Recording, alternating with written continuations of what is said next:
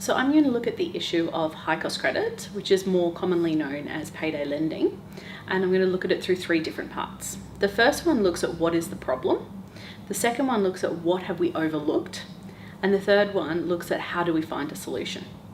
So moving on to our first point, what is the problem? Society is acutely aware of the issues we have with high cost credit and payday lending. This area has received significantly more media and political attention recently, and more people are being pushed into this type of credit, often exacerbating pre-existing financial difficulties. There are also significant legal and moral issues with the loan documents themselves. For example, in 2013, the Financial Ombudsman determined that 81% of all high cost credit cases were held in favour of the consumer, compared to approximately 35% for other types of credit. This is a huge problem. It means that 8 out of every 10 high cost credit contracts were found to have breached the law.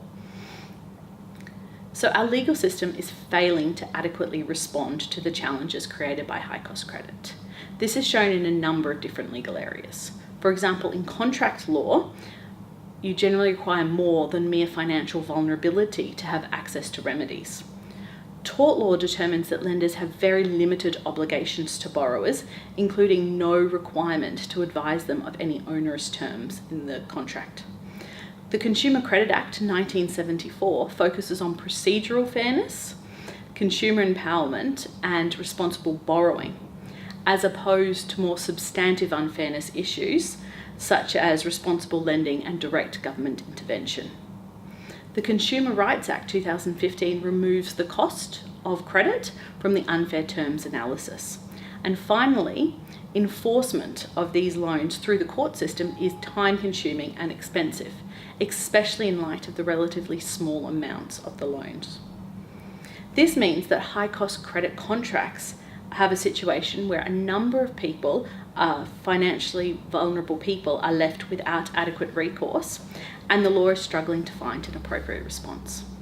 Moving on to our second issue, what's been overlooked? There are two key issues which must be addressed. Firstly, who is using this type of product? And secondly, what are the limits of our current approach to high-cost credit?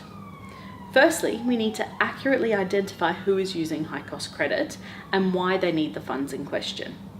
Despite the political interest that exists in this topic, there's an ongoing hesitancy of policymakers to really engage with the issues and with the borrowers themselves, instead focusing on a top-down approach to regulation without fully appreciating the personal circumstances of the borrowers. Secondly, we need to rethink the way we look at these issues. The current approach to high-cost credit focuses on two concepts: freedom on one hand, which relies on disclosure, responsible borrowing and competition, and protection on the others, where the government passes laws that intervene in the contractual affairs of borrowers and prevent them from accessing certain goods and services. Neither of these approaches have worked. The freedom approach allows exploitation of borrowers to occur, and the protection approach potentially creates financial exclusion concerns, pushing people into more harmful credit options. So thirdly, how do we find a solution? There's a three-part process. Firstly, we need to recognise that whilst freedom and protection are both important, more is needed. In the context of high-cost credit, we really need to understand the impact of welfare. If people are accessing high-cost credit because they have limited financial options, or are using the funds for basic expenses, it shows a breakdown of the welfare safety net. Secondly, we need more research into this area. Specifically, we need to identify who is using high-cost credit and why they need the funds. Only when we have an accurate understanding of the market can we tailor the law and welfare solutions to adequately address these issues. Finally, we need to respond to the individual needs of the borrowers in question, tailoring the law and welfare system where appropriate to the circumstances of each individual.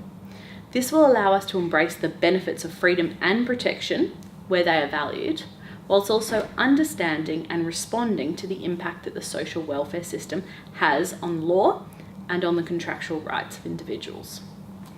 So in conclusion, the challenges posed by high-cost credit highlight the need to understand the law whilst also recognising its limits and the impact that poverty and social welfare has on this important issue.